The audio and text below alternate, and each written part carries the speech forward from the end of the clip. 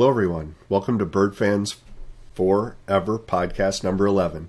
Reminder to everyone, if you haven't already done so, to follow us on Twitter at BirdFans4Ever. And our central point of information is our website, www.birdfans4ever.com. On the website, you can find a tab with links to our podcast, Apple, Google, Spotify, and others, as well as a tab to access our videos on YouTube, where we're also called BirdFans4Ever. So subscribe and follow us on Twitter and YouTube so you can be up to date with everything going on from BirdFans4Ever. Later we'll meet with Baker, who has his own podcast that you should go look at MarchToTheArch Podcast.com. But first we'll be talking to Brian Leggett, who originally started the Redbird Bird Fan Forum, and Mike Quinn, who runs the current version of the Redbird Fan Forum on redbirdfan.net. We'll be right back with Brian and Mike. Well, actually, before we go there, John, I think what's great about this podcast is you're going to hear about different forums, that support Redbird basketball, and you're going to hear their history, how they got started, and stuff like that. But I think we need to tell the fans, because we're only up to episode 11, and we didn't think we were going to make it maybe to episode 11. We didn't know we would make it past episode 1. How this great endeavor took place. So we've been doing this now for about 3 months, right? We started in April, but we had a rendezvous in St. Louis, okay, and Mr. Pemberton. Meeting of the minds. Meeting of some minds, right? So he brought in these folders, right? And they're top secret folders, right? And there was at least 1 or 2 documents in there, and he had this. He's the mastermind behind this, and brought us in kicking and screaming, and we're obviously having a lot of fun. So, John, hold up your folder, by the way. Mr. Pemberton, hold up your folder, right? So this is a top secret folder, and I don't know if you can see that. He's got all these notes on the outside of his top secret folder, giving away all the trade secrets and stuff like that. But, John, thanks for coming up with this idea. I think we've had a lot of fun with it. But maybe before we bring on Brian and Mike, why don't you tell them what was the inspiration and how we got started with this? So the inspiration in 2020 when COVID started, Dan Muller at the time was the coach of the ISU Redbirds, and he had Mondays with Dan Muller, and he went around and he started talking with former players. They couldn't go on the road and recruit. Everybody was at home. Everybody was sheltering in place.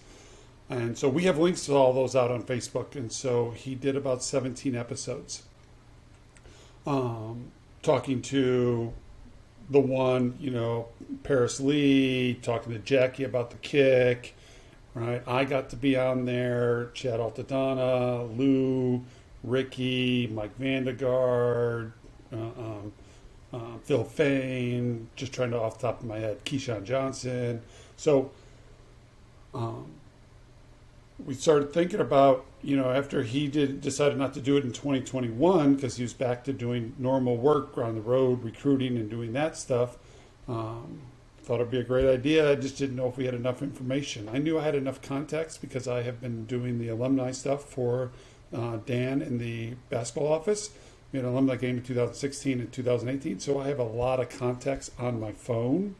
And so I knew I could get those individuals I've met, kind of like, in episode 12 as a kicker, we're going to be talking to Kenny Wright, which we already posted some highlights out there of him. And so I became friends with him, and so I knew I could start reaching out to these guys that are my friends and just talk. And one of the things we thought we'd do is just sit around. This is kind of like us sitting around the locker room, just jaw-jacking about funny things that happened during our career. So that's how it started. Yeah, and thank you for coming on the ride with me, you two. I mean, you're my travel buddies, and holy cow, when I pitched this to you, the look on your face was, this is the dumbest idea ever. Yeah. We didn't know how many people actually would listen to this, and so, everyone who's listened to one episode, we knew 3 people would listen.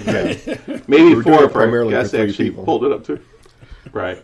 And so everyone who's listened, thank you. The feedback we've gotten, whether it's through Twitter, the Redbird board, we appreciate it. If you got ideas, reach out to us. You can. I'm Redbird222 on the forum. You can send ideas through there, or send us ideas through the Twitter. But we appreciate it, and it's been a blast so far. And I would say the best thing about this is not three of us get to meet a whole bunch of great people, hear their stories, and hopefully that's coming through on these podcasts. So with that, let's bring in our guests, and hope you enjoy it.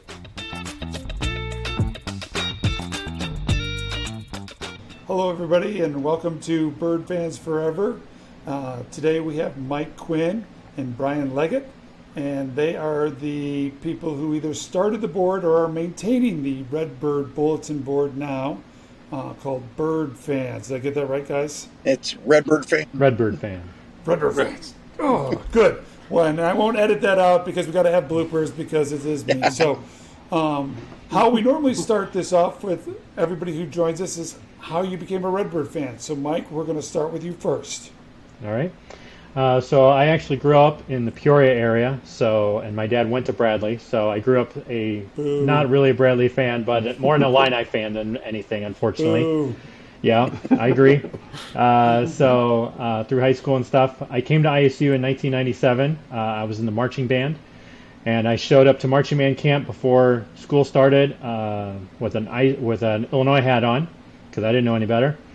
And the band director at the time was Dan Ferris, who's now the marching band director at Northwestern. He saw me. He didn't know who I was. Obviously, I'm just a dumb freshman who just joined the band. And he saw me with that hat on, and he looked me dead in the eye, and he said, "You get that MFing hat off your head right now. You're in a Redbird. You do not wear that around this campus." And I was an ISU fan ever since after that. So I was in the band for 4 years, and that really got me connected into sports and watching Redbirds. Awesome. So the band directors have hung out with the basketball coaches to work on their communication skills. And, Right. Especially in the 90s. Yep. Yeah. We know Stallings could drop. Him and Donewald could drop. Yeah, we're not going to get into the F-bombs they could drop. Brian, you're up, big man. All right. Well, I've lived in Normal since I was 5 years old. We started out in Washington, Illinois, and my dad followed Bradley as well back at that time because that was the local program. And then when we moved to Normal, we started going to ISU games. So I've been going off and on. We never had season tickets when I was a kid, but we would go to 7-8 games a year, me and my dad, and back in the Horton Fieldhouse days, and sit down close to the action and listen to the raucous crowds in that place. So that's where I developed my love for Redbird basketball. Awesome. So, Brian, we got to talk. So the board, it's changed a little bit, right? To how it's run now, Mike. So let's talk about the history and how the board came about. And Sure. So yeah. In 1995, I was going with my internet access. I just switched off of AOL to a local ISP, and they had free web space available. Dave's, which I worked at. Dave's room. And Brian, for the younger fans out there, when did the internet start? That's a good question. I didn't have it when I had my Commodore C64, but when I got my 386, internet was available. So I probably got on the internet, I'm going to guess 92, 93, probably about that time frame would be a ballpark guess. I'm getting too old to remember nitty-gritty details. Yeah, but for the general public, 95 is pretty early It adoption. is. So, and I had a buddy who also was going through the same ISP. He's like, they got free web space, and he was doing some web design stuff, just playing around with it. And he's like, you really should start a page up. You need to do something. I'm like, well, what would I do? And he's like, well, why don't you do something on ISU basketball? You're a big ISU basketball fan. And at the time, ISU only had a black and white static page that was, this is Redbird Athletics. There wasn't even a basketball page. It was, this is our Redbird Athletics page. This is our AD. This is our, associates and blah, blah, blah. So I started up and I just started tinkering with web design. I went out and borrowed a few graphics from ISU Um, and I Did you get the license? yeah, and a lot of that played into my mindset through the years of running the board was that they were gracious enough not to bark at me, say, "Hey, take this crap down. This is unofficial." But anyway, so I started Brian's unofficial Redbird page on that local ISP's shared space. And I just started throwing out graphics and putting up some game information. I thought I'm going to put the roster out there, the current team, and start putting the scores of games and who was the leading scorer, rebounder, who had double-doubles, things like that. And I started just over time backfilling all that information in, staying current, and then going back in time as well with all the rosters and things like that. I just started developing all kinds of links, the things that I would go out and look for basketball, like, the Sagarin ratings and RPI and, links to all of the other teams that we were playing, to their websites, things like that. And I just started slowly building that stuff up. And I bumped into a couple of people at games who sat in my section who were familiar with my page after we got to talking. And one of them who, as of his last time on Redbird Fan, was I hate Bradley Weiners was his screen name. I won't mention him personally, but anyway, he's like, "Man, you really need to get a message board on this thing so people can talk about it." And I was minorly resistant at first, and then I decided, well, I'll pull the trigger and go ahead and do that. So I set it up. I had some information. You could gather some statistics off of who was visiting your site, but not much. So one night before a game, I downloaded some message board forum software. And I probably went through 4 or 5 versions before I landed on the version that Mike probably is still using today. But so I downloaded it, got it all set up. I posted a link to it out on the site. I went to the game. I came home expecting nothing. And here was 6 or 7 people who were all out-of-towner people. TP Guy was one of the very first people to show up there. And, of course, he's, historical in Redbird fan basketball chit-chatting world. But and then a few other people. Recruiter Brett was another one that I know he still pops his head in on the board every once in a while. But they were talking, and I was just blown away that people were actually looking at my site, let alone ready to interact. And they were like, "Oh, I love that you got this message board up here." So I left it up. Like I said, I tried, I can't remember versions of software that I tried, but I went through a few iterations of different message board software and switched them out through the years and just kind of built on it from there. And that really became what everybody was coming to my site to do, was to talk rather than find out that information, because then they could chat during games instead of coming out and seeing what Brian had posted.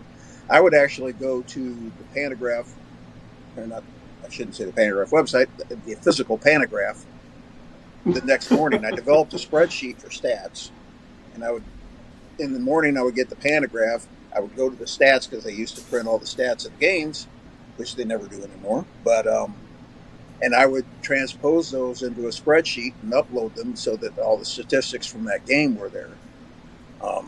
So it was, it was a cumbersome world to live in at the time. It's the internet has really grown since then, but that's kind of how it got its start, and it just became its own animal from there. It started out as basketball only, and then people started talking about football on the board. And people who wanted to talk about basketball, like, why are you football people talking on this? I don't want to hear about football. Okay, so I started a football forum, and then I started a women's basketball forum, and then I just gave every sport an option to have, for people to come out and talk about. So that's pretty much where it came from. So, Mike, how did you get involved then? I don't remember how I found out about it. I think probably from some friends who were students when I was a freshman, and they kind of pointed me to it, and I just kind of started posting. I made a name out there, which is my name today, still out there, and started just kind of posting as a dumb student. we riled some people up. I know, messing with people. And then we found out Bradley had a message board, and we started posting on their message board, and so it just kind of took off from there. And I've been posting on it ever since. But now you support it, right? Yep. Yeah. So in 2010, Brian kind of came to me and said, "Hey, I don't want to do this anymore. Yep. Somebody's got to take it over, or it's going to go away." So I decided, okay, well, I can try and at least just keep it running. So I thought I'll do this for a few years. Maybe I'll find somebody else who will take over, and that was 12 years ago. And so yeah, exactly. So nobody else wants it, of course, and because everyone's smarter than me. So so I've been running it ever since. Yep. Yeah, I did it for 15 years, and the last 7-8 years of it was down years, which of course we've extended that streak since then. But really, Brian, we got to go there. We don't need to know how long the cold spell is going for. It became torture to me. Between that and I switched jobs because when I started the board, I was working at Mitsubishi cranking torque wrenches all day long. And then I took a buyout from Mitsubishi and got into IT. So, Mike, we're going to talk about a day that I remember very vividly. Not to say that, I'm addicted to the Redbird board, but I do go there every day, probably more than once. and every once in a while, you can't get in. Things like happen that, with IT all the time. So, but, I went there about 5-6 times that day. It's still up. It's not up the next day. And I was just like, what the hell is going on? So, tell us about, that day. It was about 4 or 5 years ago? Maybe? Yeah, somewhere around there, maybe a little longer. But, to be honest, I still don't even know what truly happened. But, I started getting, I have, some people have my phone number that I'm friends with off the board who are posts. And so started getting text messages that, hey, the board's down. And I'm like, okay, well, I'm sure it'll come up in a little bit. I'm sure my host is having a problem or whatever. I didn't really think of anything of it. And then a few hours later, it's like, man, the board is still down. What's going on? So I'm like, okay, well, I'll try and poke around. And I go out there and I can't get into anything. Like, I just can't get into the database and stuff behind the scenes. It's just all like locked out, and I have no idea why. And so I tried to work with the provider, figure it out, and then I just decided, you know what? I'm just going to start it over. I'm just going to download new software and just start it over. So that's what I ended up doing. We lost a lot of posts, unfortunately. People had to re-register. People changed names, so then people didn't know who some people were, and they, oh, I'm not that person. So some of us can't remember what our name was. Yeah, either. That was the other problem. Yeah. So to be honest with you. Yeah, I understand. So some people needed to change names for other reasons. Yeah, that was a very stressful couple days. I really didn't have a way, because I didn't have a way really, because I was locked out, to really get a message out to everybody. I didn't have a way to tell everybody, hey, I know the board's down. I'm working on it. Don't go anywhere. Come back. I didn't delete it, anything like that. So, but luckily everybody kind of kept checking, or word of mouth got around, and most everybody came back. That's what I found amazing was people kept checking, and then through whatever, people found out about it, right? And I don't know, you probably have the stats. I don't know how many people we had before, that thing crashed, and then how many you got back right away. But, fairly soon, there was a lot of people posting back on that board. Yeah. We lost all the content, right? And right. We couldn't re-quote people, so we can make up stuff now, right? And not be wrong, which is always good, right? No one could go back and double check it. Yeah, I said this back then. No problem. I definitely said that. Exactly. Or no, I didn't say that. I don't know what you're talking about. How many people are registered to the board? It's a little over 1,000, I think, at least. Yeah, I can. I'll have to look it up, but I don't know if I'm just curious. Yeah, I think I mean, some people have appreciation, right? Especially people that have done different things. Brian has appreciation because he was doing it before, but I think the average user doesn't understand, how much time you guys put into it. I'm not just saying posting and stuff like that, with your personal use, but just maintaining it, governing it. Sometimes playing referee, right? Mike, I see you step in, right? Especially the last couple of years. Yeah. You had to play referee. I mean, how much time would you estimate that you guys were spending, not on the enjoyment side of the board, but on the governance and the maintenance side?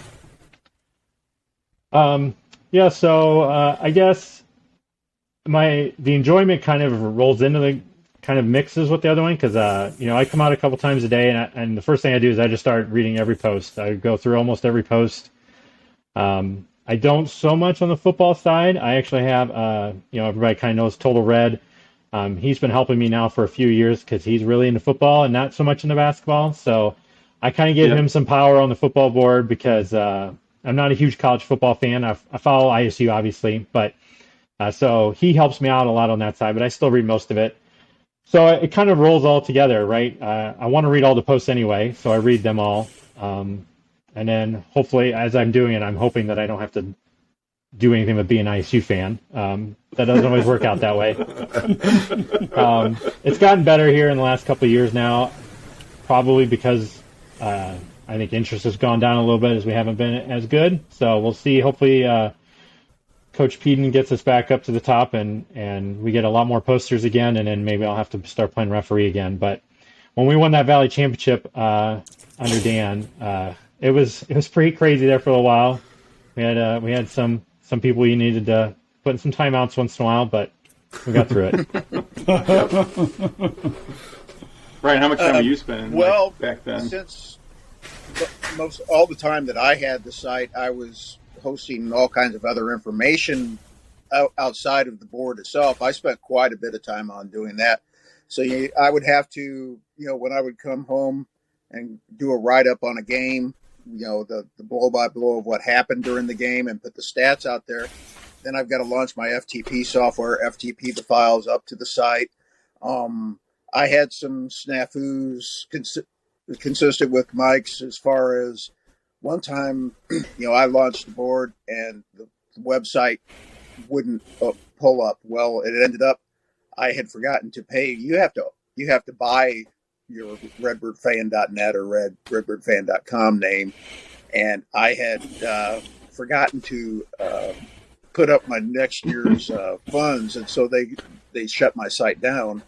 And so here I was at work scrambling to repay for that before some snarky Bradley fan decided to sneak in there and buy it and make a joke side out of it or something. And there was another time back in the early days before I had redbirdfan.com, and I had a long string URL that you had to get to go to the site. Somebody from the Panagraph had reached out to me about it and did just a real short little write-up in the Panagraph out of it. Well, he totally blew the URL. So I got up in the morning. At the time I was working at Mitsubishi, I got up at like 5 in the morning looking at the paper before I go into work. They screwed up the URL. Nobody's going to be able to get there. So I was thinking about it as I was working. What the hell am I going to do? This is great. And I'd already called them and told them, hey, you screwed that up. They printed a retraction a couple of days later. But I thought, well, I'll just go home, make a web page that's the name of the screwed up portion of it. URL, and do a redirect to the main page. Point. So, yep. Smart. So I That's had good. to ultimately. That's why they pay you the big bucks to maintain that site, and, right? I was doing CGI scripts and JavaScript stuff for like the menus, so that the drop down menus and mouse overs with image mapping. And when they switched to from Reggie to the mean Reggie, I got a morph program and I created a morphing Reggie where the image morphed from the thumbs up Reggie into the new mean Reggie. And then I also did some spinning Reggies and things like that.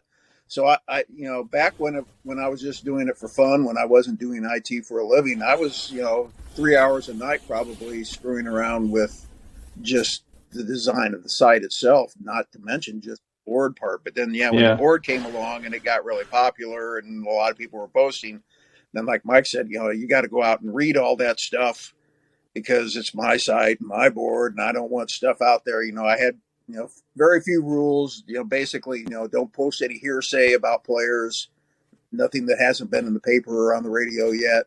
So occasionally I had to beat some people down that were, I saw so and so at a bar last night doing such and such, and we're not getting into those conversations here. I don't want hearsay stuff. So that was pretty much, the only law that I had that, and keep it PG or better on the language. But anyway, so yeah, I would spend several hours a night and week, messing around with and updating the information. At the beginning of the season, when I got the roster, or when we got the schedule set, I would go out and get the graphics for all the non-con teams we were playing and link to their program so that you could link off of the game page to that. And so, yeah, it was a lot of effort.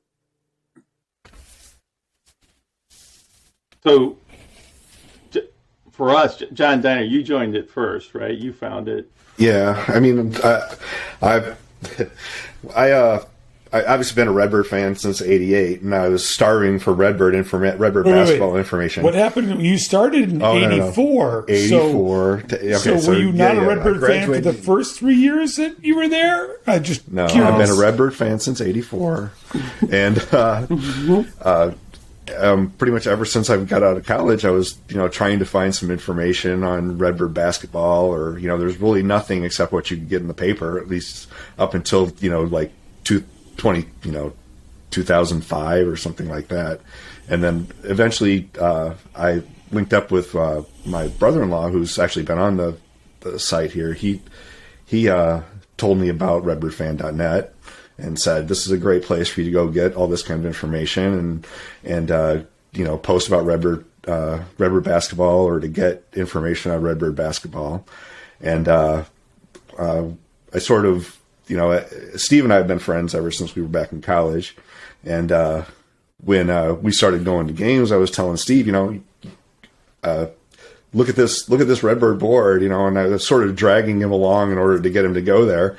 But then he's actually taken that over and he's been more posting on the board more. So when I first went to it, and this is honest, guys, and now I appreciate it. But when I first joined, I was like, there was so much like history stories going on, like Brian, there was things like you guys would refer to that I didn't know what the hell you guys were talking about. There's things between you and TP and all these other people. I'm like, what the hell are they talking about, right? There was all these inside jokes. And I can appreciate some people, but I told him, I was like, this isn't a board, right? At first, so he was on it, and I got to admit, I didn't even know what my first name was, right? I joined it, and I would just read, right? And I wasn't really posting, and I had kids, and I was busy and stuff like that, and so I kind of joined, and then I walked away for a long time, and then he got me to go back on. Yeah, and he's right now. Now my kids are grown up, so I don't have anything to do. So I check the board 10 times a day. I post, a fair amount. Yeah, and it's a lot of fun, right? And once you know the history and you understand the inside jokes, it's a lot of fun, right? And you see people over time, and like Brian, we met over in St. Louis and stuff like that. You start to meet people, right? And then you're like, hey, sometimes like you can guess who they are. You're like, oh. You're this person, you know what I mean? It's kind of funny, from that standpoint. But then you meet them in person and you understand their personalities and stuff like that. So I think it becomes more of a, like a little. It's not a community. Culture. It's a community. Absolutely. Yeah. And you get to know people, even though you don't get to see them physically and stuff like that, or now virtually like this. But in a way, you get to know them and understand them. Through the good times and the bad times. I've developed a lot of great friendships based on the board. Mike and, CPAP Mel and, just several people, Jaybird and people who I met at games. They're like, oh, we're going to be at, I think, Mike, the first time we met was probably at that Wisconsin tournament. Where Marquette was hosting a tournament and we were playing Penn State, and then we beat them and then got pounded by Marquette, and then I think so. Beat somebody else. I can't remember who it was after that, but anyway, so I met you and Mel and Cindy and Jerry Jaybird, and those friendships just all took off from there, and we started, are you going to this game? You going to that game? Let's meet up after the game, go out, have some drinks or whatever. And then, of course, lobby parties developed out of that, and that's where we ran into you three. Jon, I used to see at all the tournaments every year. He would come in for the tournament, and I'd always, just say hey to him as I was walking by or whatever, but it never really went farther than that until one night when you wandered into the Drury Inn lobby after a game, and there were 20 or 30 people there sitting there having a good time and talking, and you kind of joined the crowd. And we didn't even know you guys were there. We used to stay over with the team for a couple of years, and then for some reason we picked the Drury, and I don't even know why that year. And we had gone to dinner after the games and walked in, and there was just a sea of red. And so we went down, sat down, and started talking ISU basketball. So I think the one thing, like when new people join, right? And, they're on there because they want to talk basketball. And there's plenty of basketball that's being talked, or football, if you're in those forums and stuff like that. But as you go through the basketball, right? And then the things that, when I first joined, like, oh, that's annoying. I don't understand some of these inside things. But, like, when we go off on some of these tangents, there's some of the funniest things. Like, we were just doing, like, I'll tell you about, like, the Phil Collins thing that was going on. Right? And someone posted, like, enough's enough, right? What's the Phil Collins thing? So someone posted, like, I think was it 70 something All-State, and one of the players in high school at that time was named Phil Collins. So of course people started talking about, like, I didn't know Phil Collins, but, right? Didn't know that, but they were throwing lyrics in the thing. So it's like you had to pick a song, right? And people are doing that, and someone's just like, "This has run its course," right? Well, all that did was trigger like 10 more some people posts. get uptight about that. Which I was only reading. Then I decided to join at that point. Like what was the genesis of this? Right. So I had to throw Genesis in there, and then Mr. Halka joined too, and it just goes from there. So some of those things were, I think, people that are newer, and they're just looking for the basketball. I think over time you come to appreciate that, a little bit more, as well as these friendships.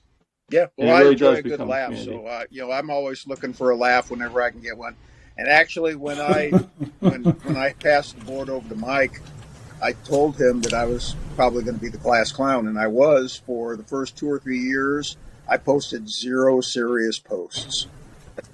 Just going to have fun. I'm tired. This has been a monkey on my back, a drudgery for so long that I want to get back to the enjoyment of it. So I just had fun, and some people like it, some people don't. I don't care, but that's just, it is what it is. But life is, you got to have fun in life. So don't be so uptight.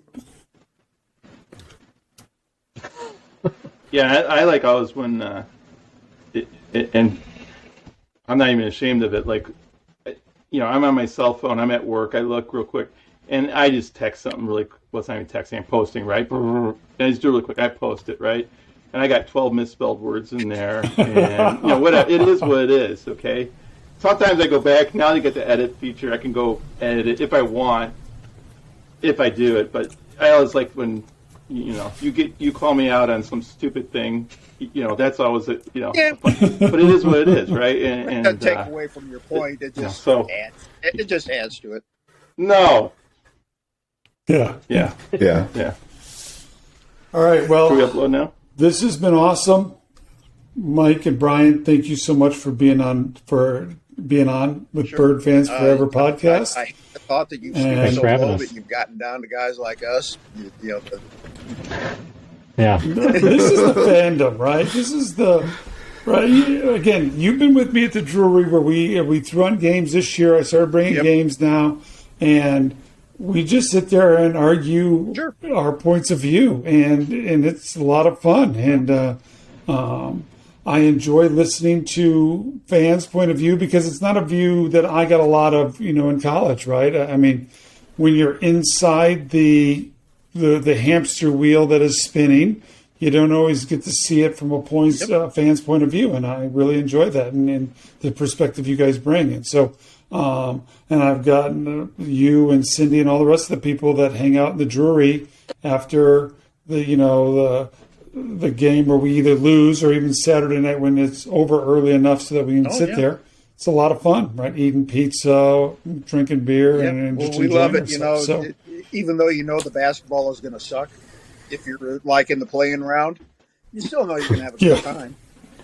I go down there for the good food, and hanging out with people and talking, seeing faces I haven't seen in a while, and having a good time. Yep, agreed.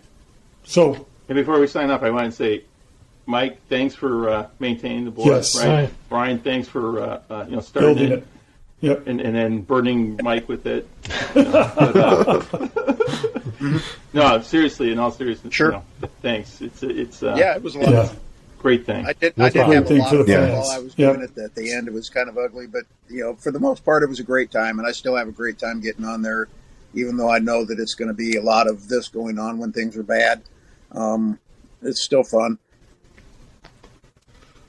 Yep. All right. With that,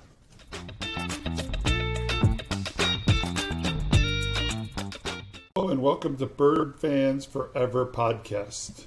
So today we're talking to another podcast, the March to the Arch, with Baker and Vance. So we have John Baker on.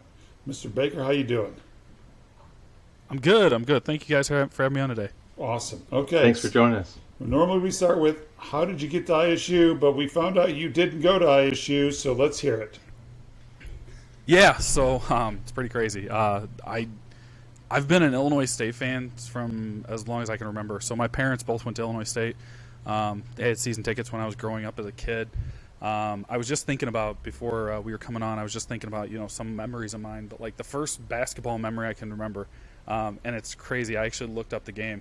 It was 96-97 Illinois State basketball. That would have been so they had season tickets, and if you guys are familiar with Redbird Arena, like the top bowl, or the lower bowl at the very top, right behind it, kind of had like these, like, it was kind of like the handicap area. But at the time, they would sell, if you had season tickets, they could sell you like folding chairs to sit there. When I mean, there were some big crowds where they had standing room only. So my sisters, when I would have been like 6 years old, we would always sit there in those chairs right behind my parents who had the season tickets at the very top row of the lower bowl. So, I've been going to Illinois State games every year. I've gone to an Illinois State home game every single year since I was, I believe, 6 years old, is what when I talked to my mom about it a while ago, and that includes COVID, by the way.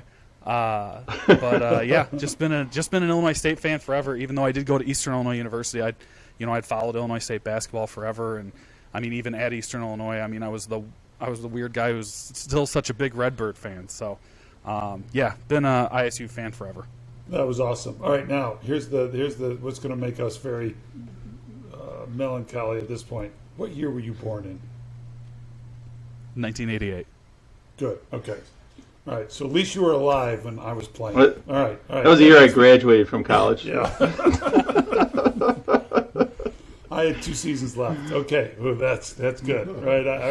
This is going to be a very short interview if I found out that you weren't even alive. So Baker, you go to Eastern, you're an Illinois State fan, and you hook up with someone to do a Missouri Valley podcast. How's that come about? Yeah, so that came about years later after college. It was about 5 or 6 years after. Hey, John, what is the name of your go podcast? ahead. What's up? Plug it. March to the Arch Podcast. So we created the March to the Arch Podcast. It was kind of a weird conversation. So a buddy of mine, Vance, obviously, those of your audience who have heard our podcast, he and I, we had our same lunch crew that we'd eat with all the time, and we were the 2 crazy guys that were just hardcore Missouri Valley Conference basketball fans. And that's kind of how our friendship kind of began, is because we kind of had some mutual friends, but we realized we both love Valley hoops, and he's a huge Southern Illinois fan. And so we would talk Valley hoops all the time. And it was just kind of like in the middle of a conversation with our friends, it's like, why don't you guys start a podcast? Like, no one's doing a Valley podcast. Why don't you guys know enough about it? You guys watch all the games. Vance and I were, even before we started doing the podcast, like we were watching a Missouri State Loyola game on a Tuesday. Nobody else was watching this game. But there are people out there watching those games too. There are people so like us. It was funny. So we kind of had like a deal, and and one of my buddies, Todd, he actually he's like, we kind of put the number at 8. Like, would we get to 8 podcasts? And I think we're almost up to 100 now, which is insane. We've been doing it. This is going to be our 4th year doing it. We actually just recorded one, or part of a podcast that's coming out soon, just the other day. But yeah, it's and it's been awesome. We've been able to take it from we literally built it from scratch. We started our Twitters from scratch. We hadn't used any established media that we had. We literally started with 0 followers. We didn't use any of our own stuff. We branded everything and we started from the scratch. And I mean, we've got a really good listener base now. After 3 full years, and it's going really well. So did you meet Vance then at work? Yeah. So it was weird. He was friends with we had mutual friends. It just happened that we had mutual friends, and we had ate lunch a couple times together, and it just so happened that we were both Valley fans. It was kind of a by happenstance, honestly, but it ended up working out really well. And so essentially, to summarize this, your friends at work were tired of you talking Valley basketball at lunch, and they tried to divert this by getting you to start a podcast. Probably a pretty darn good theory. That's probably a pretty good theory. And I just found out that Jon works at a very large Midwest insurance company based out of Bloomington, where I also work at, so State Farm. And so I did not know Vance worked there also. Oh, this is interesting. So I can neither confirm or deny that, but yes. I will have to introduce you to the Bradley alumni group, and you can listen to the Bradley fans. There's like 3 or 4 of them that meet monthly, and they like to have me on and torment me when they're beating us. So yeah, it's been bad. So Bradley fans are no fun. All right, so Baker, when you started this up, I mean, you're starting from scratch, right? How did you get like Missouri State fans involved and reach out to them? So I'll put it this way. So Vance does do a lot of the work. I'm going to give him a lot of credit because he does a lot of the work with editing, putting up the website. But I think one thing I did put a lot of work into was kind of reaching out to other fan bases.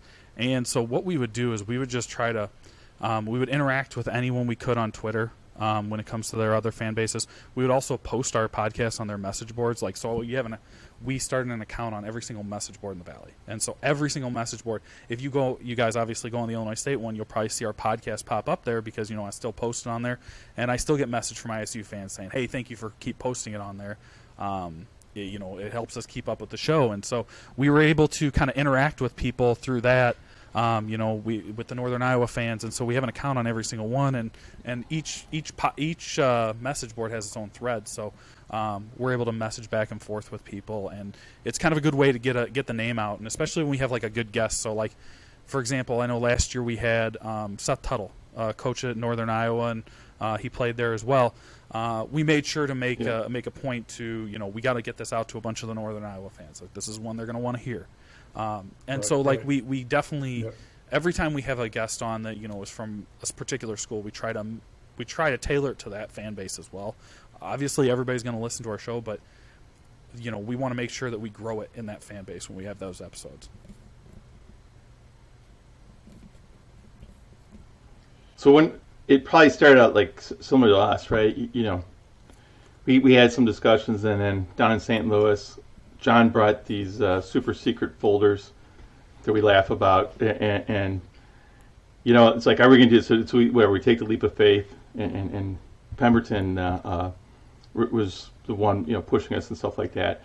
When did it cross for you guys? Like, hey, we're going here, dipping our toes in this. Like, hey, this is something that's happening. It's getting traction now and stuff like that. And I won't talk I know this isn't. I don't want to dive too behind the curtain on this one, but I think as we started seeing it grow, like the numbers grow, and it was kind of like it was growing way faster than we thought it would, and that was kind of, at least it was nice for us to see that, hey, okay, people are listening to this. And then, like if you look at my Twitter, my DMs on my Twitter, I was getting a bunch of people saying, how much they love the show and how much, they were talking about, hey, you had this take the other day, which I think you're stupid for this take, but, thanks for the show. And it was, to us, it was gratifying to be able to see this many people. And so kind of once we started seeing it grow and as we would get different guests, we've had a lot of people have been really kind and come on the show.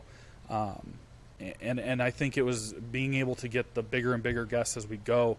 I think that was also kind of like the thing that clicked. It was like, hey, oh, wow, this is actually working. People are listening to it. People are actually enjoying it. Yeah. So you said you interviewed the Northern Iowa coach. Any other coaches you've been able to I don't want to. So I'll give you a little tease. We have a podcast coming out here in a couple of weeks where we will have multiple coaches on. But I don't want to give it away yet. It's a surprise. You get Ryan, Coach Peden. I can neither confirm or deny any of the guests for the next show, but that one will be good to look out for. But we've had both the current and the former commissioner of the Missouri Valley Conference. We've had all the beat writers around. Yep, absolutely. We've had a lot of the writers, a lot of people at the universities. We've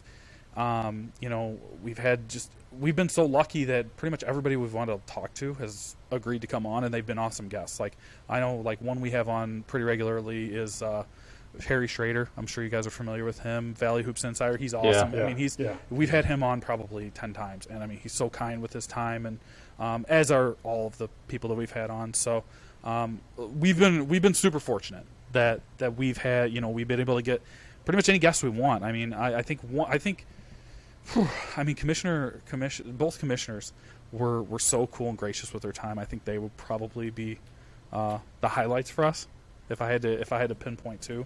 Outside of Harry, obviously, who's our favorite guest that we've had on the most.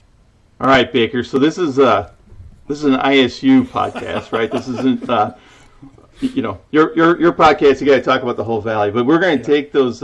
Screw the other 9 teams, or soon to be 11 teams. Yeah, we're going to set you free here. Okay, Vance isn't around. Safe space. Okay, let's talk some ISU basketball. So give us your thoughts on the upcoming season. And how the roster put together, some thoughts there.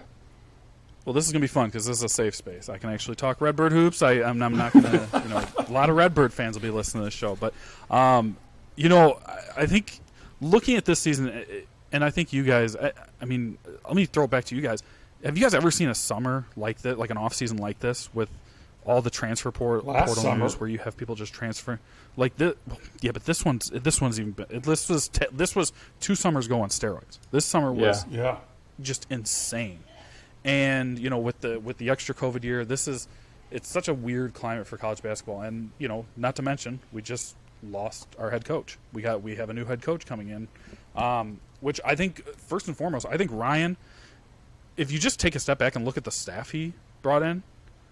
With Walter, Judson, and Dockich, like it's such a perfect blend, and I love that he's already kind of putting his handprints all over this team. You have a guy Walter who he's comfortable with, someone that who's from Ohio, and then you have Judson who's a veteran coach, and you have Dockich who could be an up and coming coach. Yeah. So you kind of have such a great blend that you can work with the kids. So right off the bat, as an Illinois State fan, I'm excited to see the staff, and I mean, obviously we want to see the play on the court, but so far so good on that way. As for the team, it's kind of a mixed bag. I think this team could be better than most people think, and I know I'm going to come off like a homer saying that, but it's a Redbird podcast, so I'm gonna spew some positivity. There's three major contributors coming back: McChesney, Kendall Lewis, and Ryan Schmidt. Kendall Lewis started a lot last year. The other 2 kind of spot starters. I think they showed potential, and I think it's a good nice little core that a lot of some teams don't even have. Like Murray State, they flipped their entire roster, so it's good to have a couple guys coming in. And then looking at the rest of the roster, I guess to put it to you quickly and concisely, there's 6 transfers coming in. That 4 of which, when you talk of Burford, Sandage, Patarkis, and Knight. 4 of those, we need 3 of them to be contributors. Absolutely. Right. And then we also have Kasabuki and Pondexter, two Power 5 transfers. One was from Virginia, one was from K-State.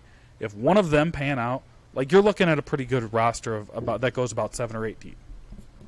Well, and you look at what's happened with, right, the transfer portal, the national image likeness, right? You got Isaiah Mosley gone. Yeah. You got Antonio. We lost Reeves to Kentucky. You got Noah Carter, because I just was talking to them before you jumped on. Of the top 15 scorers, 2 graduated, leaving you 13 other players, and you have 7 that are staying. The other 6 are on the road and gone, right? So teams like Northern Iowa that could have had Green, that could have had Noah Carter, their top 3s are gone. They're going to have to rebuild, right?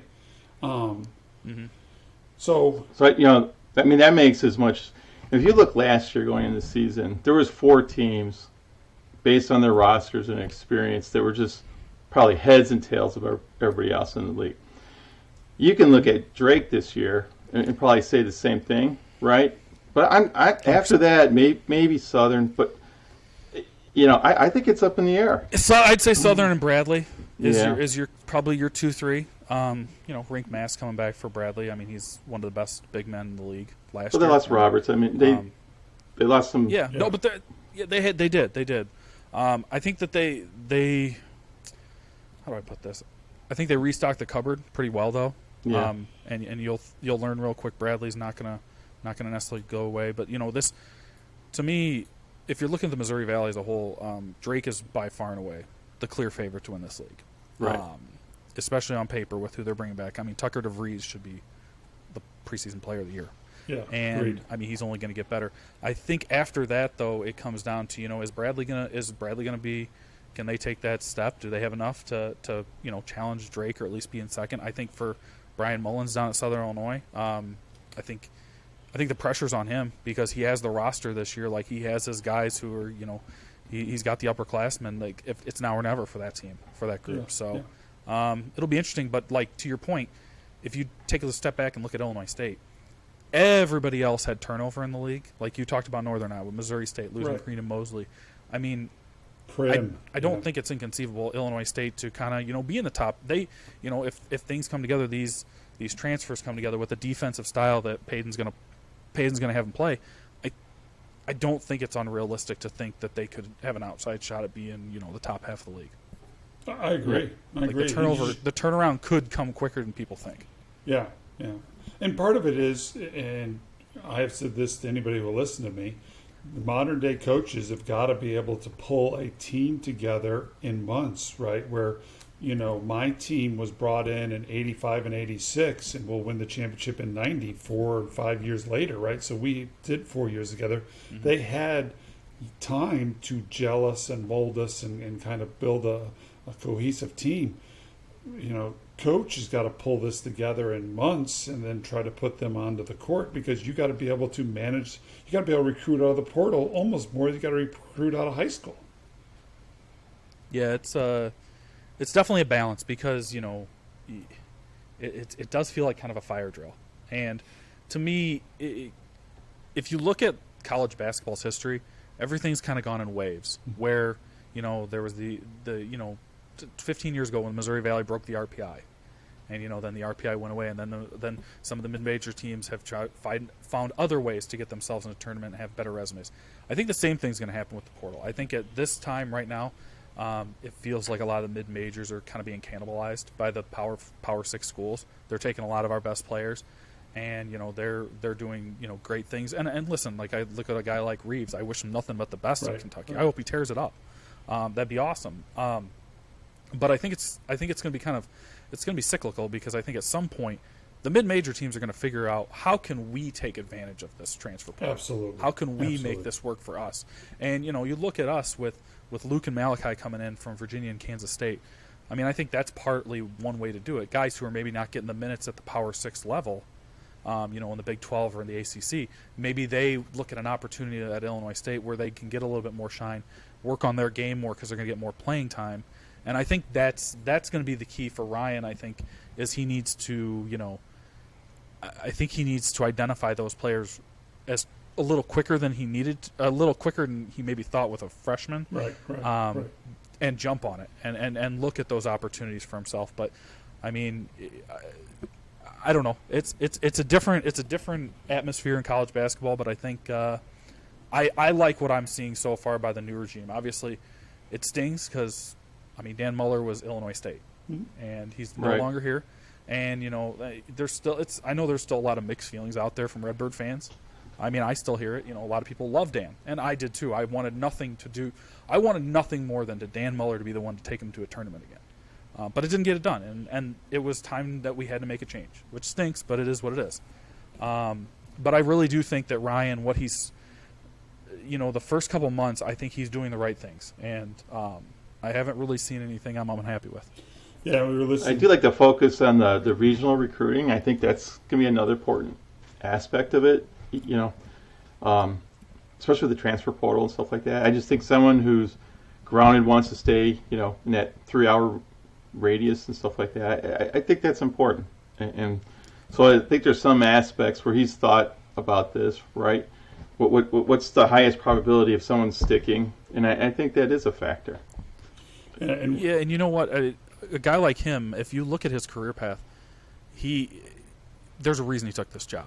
Because he thinks he can turn it around quickly. Like I don't think Ryan's looking at this job like this is something that's going to be 10-year fix. I think he thinks that with the right pieces in place, like we talked about earlier, his staff.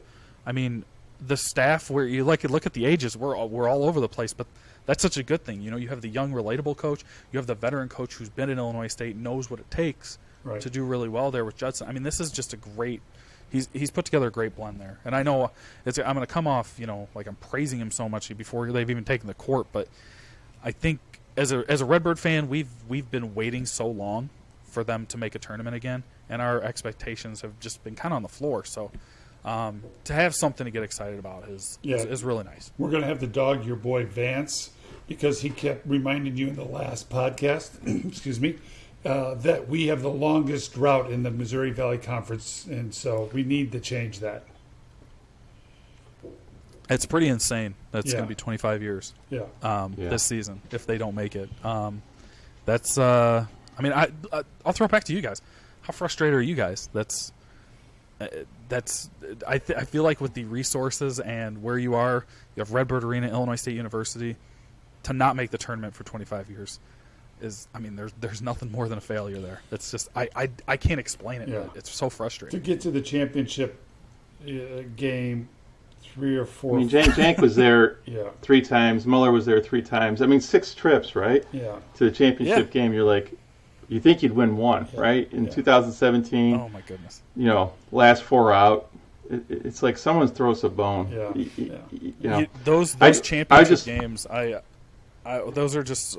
There's nothing more frustrating than those championship games. There's, the one against Northern Iowa, where Osiris Eldridge has the second half of his life.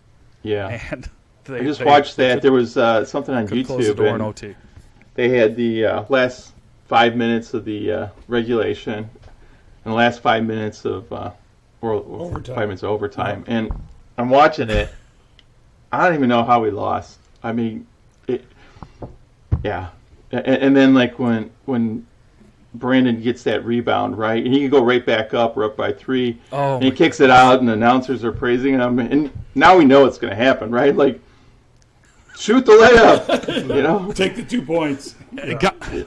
God bless. When Osiris shoots the 3 and it comes up short, right, and then who was under someone got the rebound, the guard underneath there, and that could have been like the North Carolina State moment where the guy catches it, lays it in, but not for ISU, right? We catch it and we kind of fumble it, and we don't really get a shot off, and it's like, it was frustrating. It's frustrating because if you look back at some of those championship games, and I know I'm bringing up bad memories, but like one that frustrated me to no end was, I think it was 2012-ish, was against Creighton, and we were down by 2, and the ball was in Nick Moore's hands.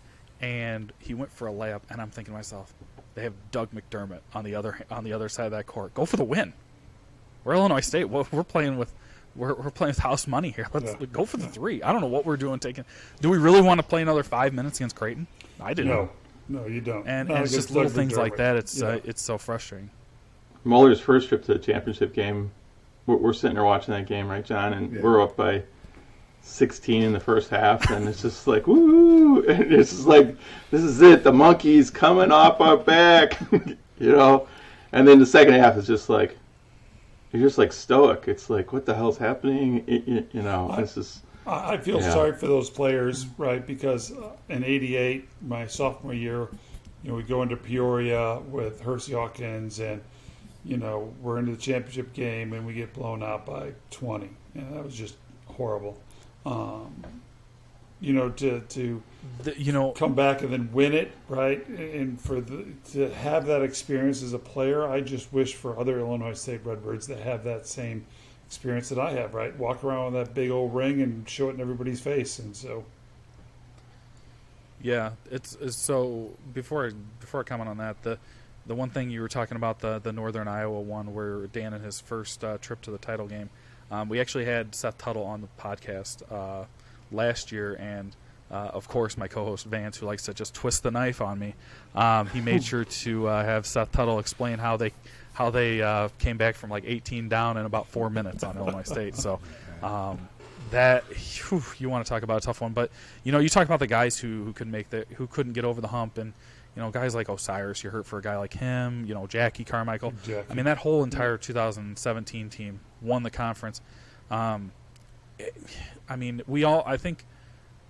least anyone I talked to, we collectively knew when we lost by 20 on Sunday to Wichita State. I had no doubt they weren't making it. I had no doubt they were getting left off. And if you looked, and their resume was, they had a couple bad losses, which killed them. But it's, to your point, it's just a shame that, like Parsley, who, he played so hard, and he was one of my favorite players at Illinois State. Just, it would have been cool for him to, experience that, their name being called on a Sunday. And, there's tons of 25 years. Yep. Yeah, when we, like Eldridge when they were playing Drake, right? And they had a good year that year, and it was borderline, and then they just get blown out. Blown out. And you're sitting there like, okay, we're probably not going to win the game, but if you get within 10 or 15, maybe they'll still consider us. But when you lose by 30, 40, the championship whatever they end up being, it's just like, oh my God. And the same thing happened in 17, right? It's just, it is, at halftime it was a certain thing, and then at the end it kind of just dissipated and it got ugly, and you're just no. Yeah. I think the Drake one especially, that's how you lose a bid in a championship game, because I think, like you said, if that game's close, if you go back to Loyola and Drake from a couple of years ago when Drake was an at-large, they kept it close with Loyola in the championship game. I think they only lost by about 8. If they lose by 20, they probably don't make it. Agreed. And it's just a frustrating thing. And that 08 team was really good. What I think it was more frustrating were the 2 losses in the regular season to Drake. Because you win one of those 2 games. Yeah, you win the one at Redbird Arena. That's one of the more frustrating games I've ever watched in my life. So, it's frustrating, but we all keep coming back, right? Redbird fans. Oh yeah. And if they're next time they're in the championship game, right, in St. Louis, there's just gonna be a sea of red again, right? Every time. And we've talked to some people, right? We see people down in St. Louis, and I remember Dave telling Dave, we're talking about if we win, Dave's like he was gonna cry. He's not even gonna be able to drive back to Bloomington normal because he's gonna be down there celebrating, and the emotions are just gonna come out and stuff like that. It's been an interesting deal with the last couple of years in St. Louis with COVID and everything, and Illinois State not being very good. The sea of red has been pretty small. Like we got together with some Redbird fans before one of the games, and there wasn't many of us. So it's tough, but we'll get through it. Well, we would like to thank John Baker and the March to the Arch podcast. We'll have his buddy on, Vance, later at the date. He is an SIU fan, so it will be much harder on him than my brother here, Mr. Baker, the Redbird. Good. So, but John, thank you for being on.